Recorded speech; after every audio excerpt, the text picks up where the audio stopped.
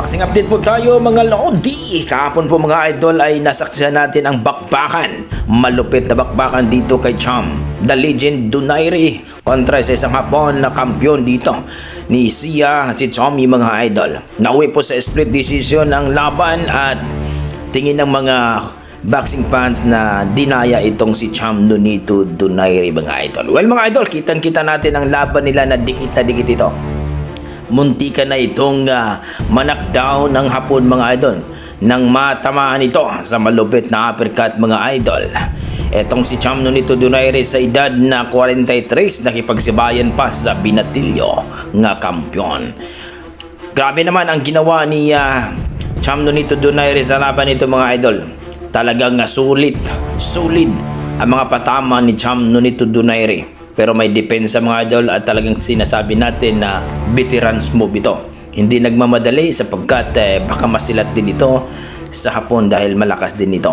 Well mga idol, maganda ang panimula ni Donaire pero sa late rounds ay nakita natin na natatamaan na ito.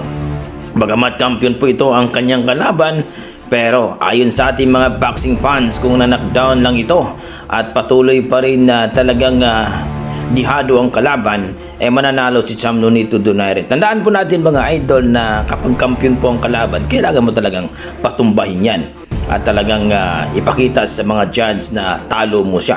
Pero dito kasi mga idol, hindi kasi kampiyon itong si Donaire kaya mahirap dito mga idol, lalong lalo na sa bansang Japan pa ito nangyari. Kaya split decision ang nangyari mga idol. Mukhang malayo po ang score, 117 to 111. So talo po si Cham Nonito Donaire. Pero kitang-kita dito mga idol na tumulo yung laway ng kalaban mga idol at muntikan pang manakdown. Kung baga nasibay double pa ito mga idol. Sa edad na 43 mga idol, talagang naranasan ng Hapon na ang malupit na kung bagyo ang tatawagin dito kay Cham Nonito Donaire. Sapagkat talaga namang malupit itong si Donaire mga idol pagdating po sa laban. Pero talo pa rin ang ating pambato mga idol, pero pinakita na malupit ang ginawa ni Donaire at talagang basag ang nguso ng kalaban. Sa ating mga boxing fans mga idol, kung na-knockdown pa lang itong Hapon ni Donaire, sigurado na daw ang panalo ni Donaire dito mga idol. So kayo mga idol, ang masasabi nyo dito sa laban ni Cham Nonito Donaire?